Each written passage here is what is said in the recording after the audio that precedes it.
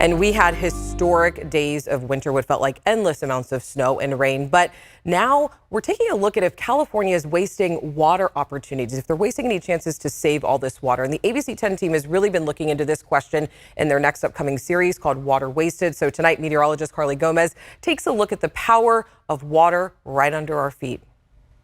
After 3 years of record drought in California, the floodgates have opened. Record snowpack has hit the Sierra, a prime time to capture that extra water. But we have to be able to hold some of that water back or store it so that we can release it at a rate where it can soak into the ground. Third-generation farmer Daniel Bays knows the importance of water stored underground. Down there might be enough water for a domestic well for a house, but if you were going to try and farm with it, the amount of water you get out of there would be such a minimal amount. That's because after years of drought, overpumping this water has left our largest natural reservoir parched.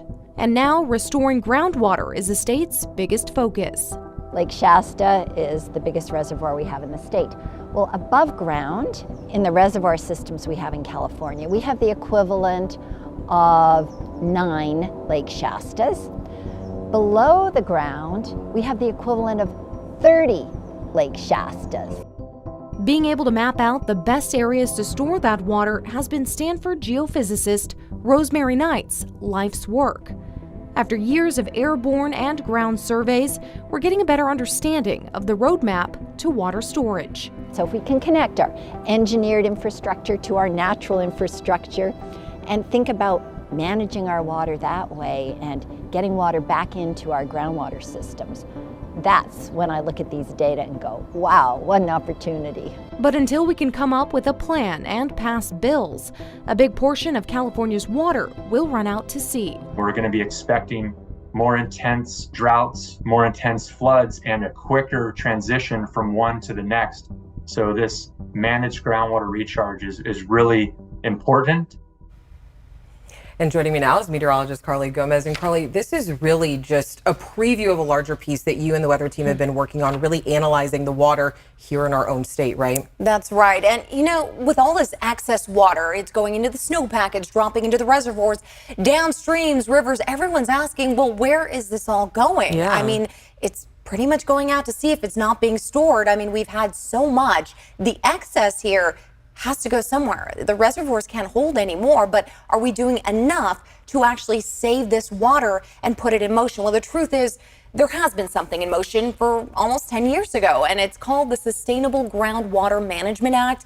But that's just what it does. It manages and it records how much water is underground and whether someone is over pumping and overusing, but they're not necessarily building up that water with a long-term plan. But with the incredible year that we've seen, is that going to become a priority?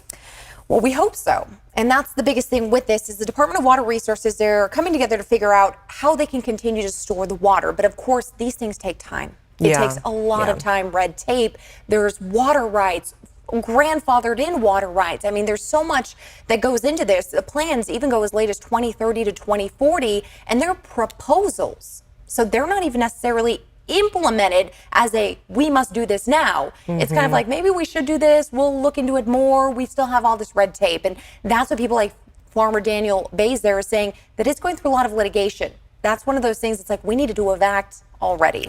Yeah. And groundwater, I mean, is really important, like you said, to future-proof against climate change. But another thing that the state is proposing to help with climate change is the Delta Tunnel, right? That's right. And it's one of those big controversial issues that we've been dealing with because that specific zone, they push water through to help ecological delta smelt. It's a fish out there that they've been trying to save, but people are saying we haven't seen very many of those. It's a huge controversial issue. Of course, meteorologist Brendan Minchef, he's going to be discussing all of this with you tomorrow. All right, Carly, thank you so much. And also don't forget, tomorrow on April 20th, all ABC News programs and platforms will be featuring content about the issues surrounding water. You can catch the power of water on all ABC News platforms this Thursday.